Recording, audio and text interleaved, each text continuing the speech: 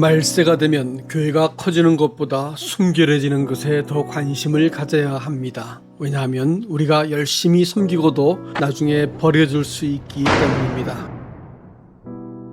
확실히 하나님을 향한 단순한 마음과 거룩함에 대한 추구가 이 세대에서는 빠르게 사라져가는 것을 볼 수 있고, 외형과 고백은 맞는데 실제가 없는 신자들이 넘치는 현상을 볼 수 있습니다. 사사기 끝장을 읽으면서 그들은 나름대로 정의가 있어서 무도한 베냐민 지파를 한마음으로 응징했고, 나름대로 딸들은 베냐민 지파에 주지 않기로 결의까지 했습니다. 그러나 한 걸음 떨어져서 보면 지금 이 시대에서 보아도 끔찍하고 부도덕한 일들이 하나님의 이름으로 자행되었던 것입니다. 다만 그들은 하나님의 기준과 동떨어진 채 자기들의 일에 몰두하고 각자의 소견대로 행하기 때문에 일어난 일이었습니다. 하나님이 그들의 주가 되지 못한 슬픈 결과인 것입니다.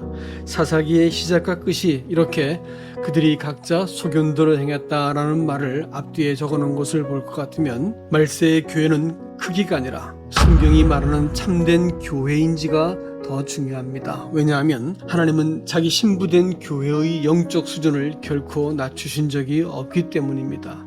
구약에서조차 자기 백성이 자격이 안 되면 성전을 허물고 포로가 되게 해서라도 하나님의 법과 언약에 충실한 백성을 만드셨기 때문입니다.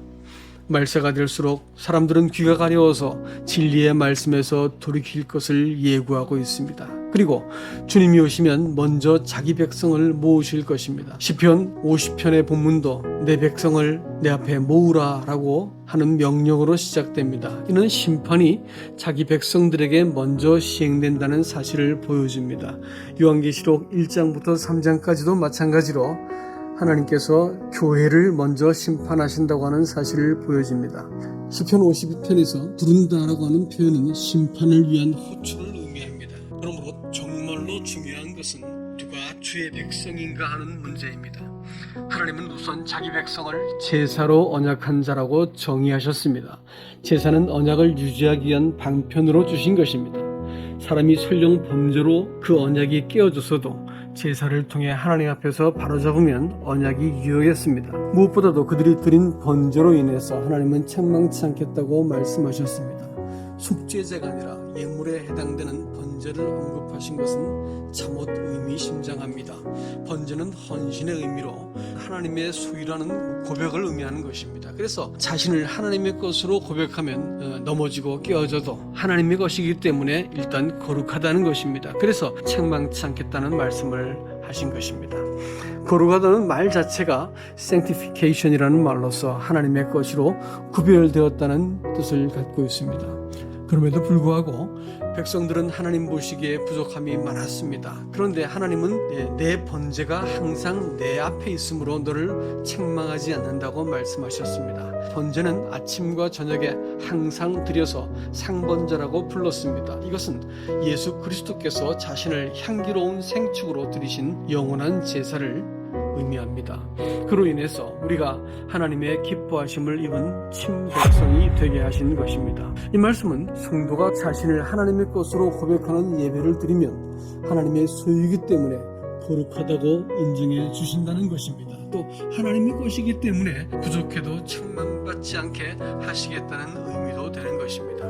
성도가 자신을 하나님의 것으로 인정하면 신앙생활의 대부분의 문제는 사실상 해결됩니다. 그리고 킹제임스 성경에는 번제 제물이 항상 내 앞에 있어 왔기 때문에 책망을 받지 않는다고 기록되어 있습니다. 이 제사는 예수 그리스도의 몸을 단번에 드려서 우리가 거룩함을 입게 하셨고, 우리의 죄를 위한 영원한 제사를 드리신 것을 의미한다고 말씀드렸습니다. 그리고 성도가 해야 될 바가 감사로 하나님께 제사를 드리고 지극히 높으신 자에게 서운을 갚는 것이라고 하셨습니다.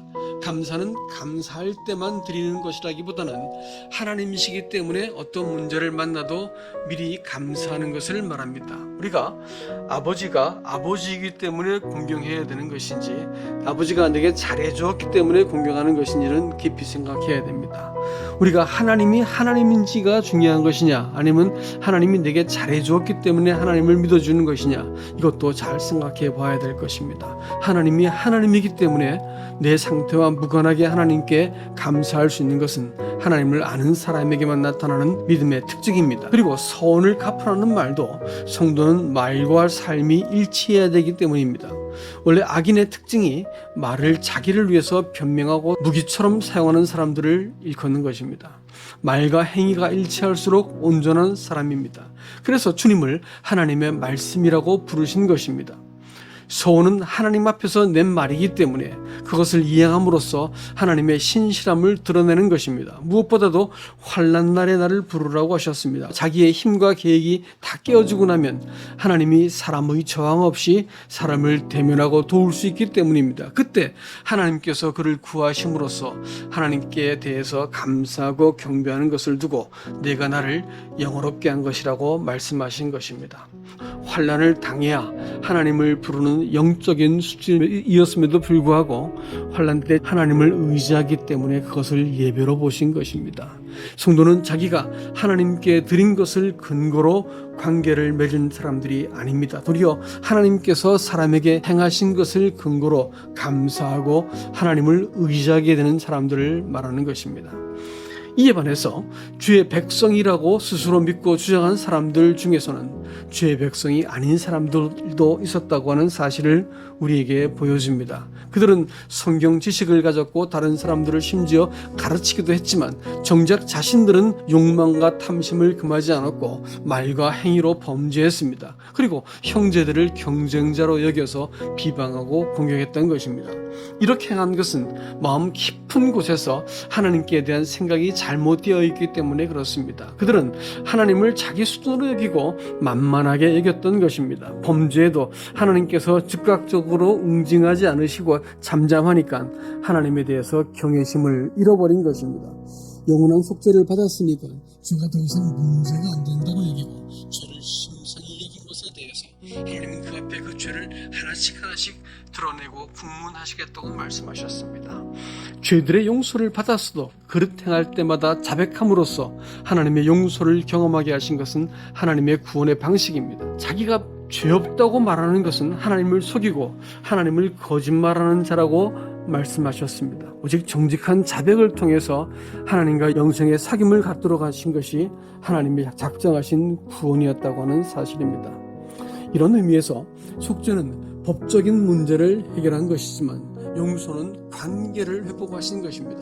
한간의 복음주의자들은 영원한 속죄와 또 죄가 어떻게 예수님께 넘어갔는지를 설득시키는 소위 안수복음이라는 것을 전함으로써 죄사함의 확신을 심어주는 데는 탁월한 면이 있었습니다. 그러나 이런 복음에는 굳이 회개를 요구해야 될 필요가 없습니다. 단지 영원한 속죄가 이미 이루어졌으므로 잘 깨닫고 믿으면 된다고 가르쳤기 때문입니다. 그랬더니 소위 구원의 확신은 가졌는데 하나님과의 관계는 없는 이상한 사람들이 만들어지게 된 것입니다. 마음으로 하나님께 돌이키고 하나님을 사랑하고 경외함이 없는 기계적인 신자들이 양산되었다는 것입니다. 그러나 성경은 주께서 우리의 죄를 감천하시면 누가 주 앞에 서리이까 그러나 사유하심이 주께 있으면 주를 경외케 하려 하심이라고 시편 130편에서 우리에게 고백하게 만드셨습니다. 용서를 통한 존재를 용납받은 정체성을 가진 사람들은 본성의 남은 죄를 다룸에 있어서 용서의 사랑과 하나님의 거룩하심과 그 영광을 경험할 때마다 하나님을 경외하게 되는 자녀가 되는 것입니다. 이에 반해서 악인은 하나님의 일을 잊었다고 말했습니다. 하나님의 일을 잊은 너희여 이제 이것을 생각하라고 경고하십니다. 그렇지 않으면 내가 너희를 찢으리니 건질 자가 없을 것이라고 준엄한 심판을 예고하십니다. 이것은 잡아 뽑아내다라는 의미로서 언약의 관계에서 제외시킨다는 말씀입니다. 그들이 하나님을 잊은 이유는 자명합니다. 법적으로 영원한 속죄를 받았기 때문에 더 이상 하나님과의 친밀한 사귐과 번거로운 예배와 주를 사랑해야 될 이유가 없어졌기 때문입니다. 시편은 감사로 제사를 드리는 자가 나를 영화롭게 한다고 말씀하십니다. 또 그 행위를 옳게 하는 자에게 하나님의 구원을 보이신다고 말씀하셨습니다. 문맥상 여기서 행위라고 하는 것은 문자적으로 길을 의미하는 단어고 옳게 하다는 말은 가져오다는 뜻입니다. 사람이 자기의 길을 하나님께 가져옴으로써 하나님의 구원을 경험하기 때문에 이것을 하나님께서 옳은 행위라고 말씀하시고 또 이를 통해서 하나님을 경험하고 나면 감사를 드리고 합당한 예배를 드릴 수 있게 된다는 의미입니다. 여러분, 다니엘은 마지막 때가 되면 악인은 더욱 악해지고 의인은 더욱 의로워진다고 예고했습니다. 여러분은 하나님과 제사로 언약한 사람인지를 확인하셔야 됩니다. 또 이러한 제사를 하나님께 드리는 사람인지를 확인해야 됩니다. 어설픈 확신으로 하나님과의 관계를 속이는 사람이 아닌지를 확인해 보셔야 됩니다.